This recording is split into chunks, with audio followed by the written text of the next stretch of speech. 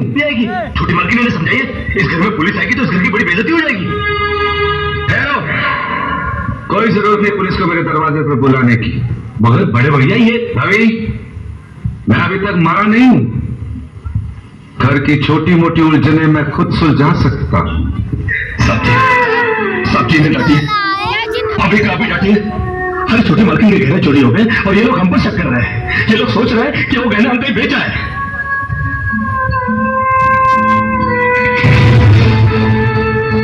बाकी के रुपए कहां है कृष्ण? क्या पूछा आपने साहब जी? मैं पूछ रहा हूं कि बाकी के रुपए कहां है? ये आप पूछ रहे हैं साहब जी अपने कृष्णा से? देखो कृष्णा, गलती हर इंसान से होती है। तुम मुझे सही सही बता दो कि गहने तुमने कहां बेचे, मैं तुम्हें कुछ नहीं कहूंगा। आप कहने के लिए बाकी क्या है साहब जी? एक छोटा सा सवाल पूछ के आपने बहुत कुछ कह दिया साहब जी। कृष्णा, बात को आगे मत बढ़ो। बात आगे बढ़ चुकी है साहब जी, बात आगे बढ़ चुकी है। अब तो आप पुलिस को ही बुलाइए।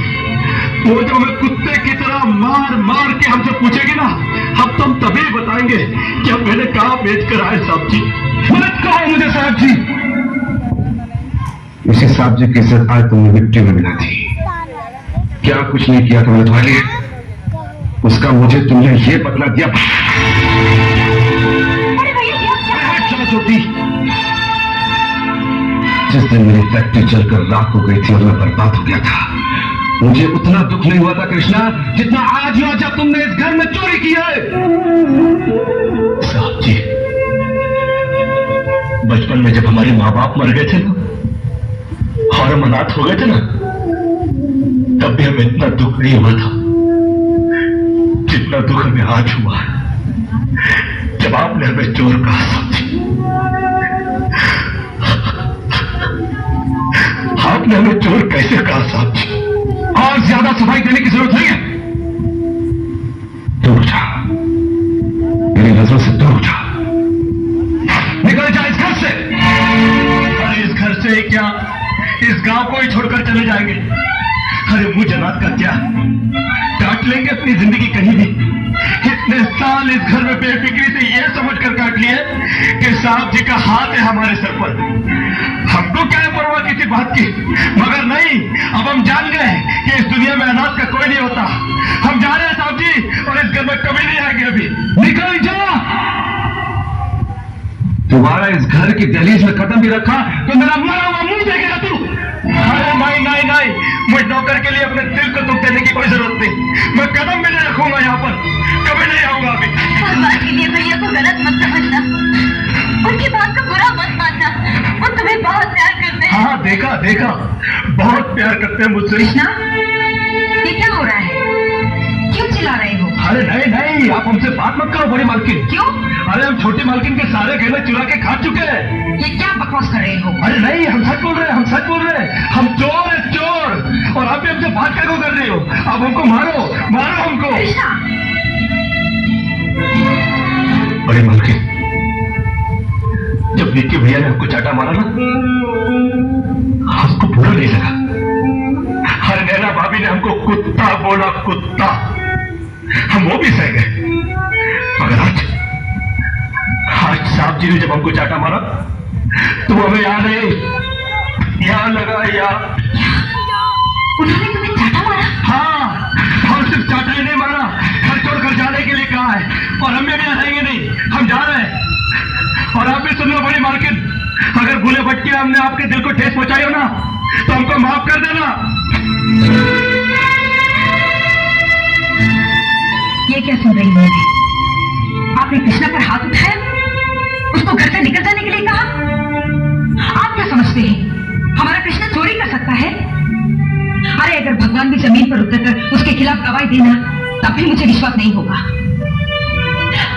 आप किसे मानते हैं?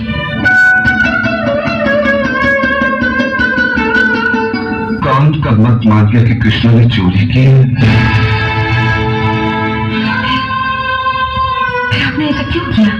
बड़ी सीधी सी बात है, जान के समझने की कोशिश करो। मैं सब कुछ बर्दाश्त कर सकता हूं, लेकिन कृष्णा को कोई कुछ कहता है तो एक तीर सा लग जाता है मेरे दिल में। आज वो तीर पूरी तरह घुस गया है मेरे दिल में जब लोगों ने उसे चोट का बड़ी मुश्किल से संभाला है मैंने जख्मी दिल को। बड़ी मुश्किल से उठाया ये हाथ मैंने उससे मारने के लिए। बड़ी मुश्किल से मैंने उससे कहा कि निकल जा घर से। लेकिन जरा ये तो सोचिए, वो जाएगा कहाँ? दुनिया बहुत बड़ी है जानकी, कहीं ना कहीं चला जाएगा और ठोकर खाने के बाद सम्मेलन भी आ जाएगा। नहीं, मैं उसे दर दर की ठोकरें खाने के लिए नहीं जाने दूंगी। नहीं जानकी, तुमने अभी तक मेरे भाइयों को पहचाना नहीं। तुमने ये सोचा नहीं है कि मेरे मर जाने के बाद। हाँ जानकी, मेरे मर जाने के बाद इस घर में उस गरीब की क्या हालत करेंगे ये तुमने सोचा नहीं। अरे वो इस घर में रहकर समझ नहीं सकता क्योंकि उसके दिल में मैल नहीं है। लेकिन उसे भेजना भी है तो क्यों? दूसरा तरीका उसकी समझ में नहीं आएगा जानकी, और वो हमारा दामन छोड़कर कभी नहीं चल पाएगा। अरे साहब जी, जिन हाथों से मारा है उन हाथों से आशीर्वाद तो दे दो। अच्छा बड़ी मालकिन, कम से कम तुम तो आशीर्वाद दे दो।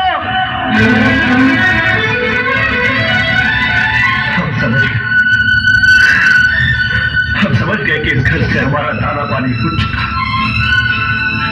अरे बड़ी सीधी सी बात है साहब जी, मगर कृष्णा के समझ में आ जाइए कि गरीब की किस्मत उस पर कुछ दिनों के लिए मेहरबान तो हो सकती है मगर हमेशा के लिए संवर नहीं सकती।